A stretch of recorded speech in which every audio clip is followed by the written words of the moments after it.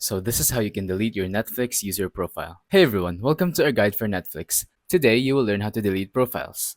Let's go ahead and open up Netflix. And as you can see, these are my profiles. Now, I'm gonna add the profile so I can go ahead and delete it for you. I'm just gonna name it 5, and there we go, save. So, once you're here, you're gonna want to tap on your profile and then scroll down. And at the very bottom, there is a delete profile. And yeah, that's pretty much it. All you have to do is just tap on that and then tap on delete. But before you do, make sure that you're ready to delete this profile.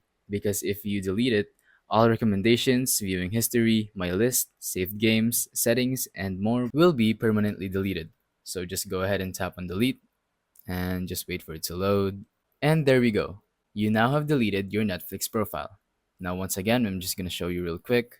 Go ahead and open up the profile that you want to delete, scroll down, and then tap on delete profile. And yeah, that's pretty much it. Thank you for watching. Don't forget to leave a like, subscribe, and let us know in the comments if the tutorial worked or if you have any questions. Thank you and goodbye.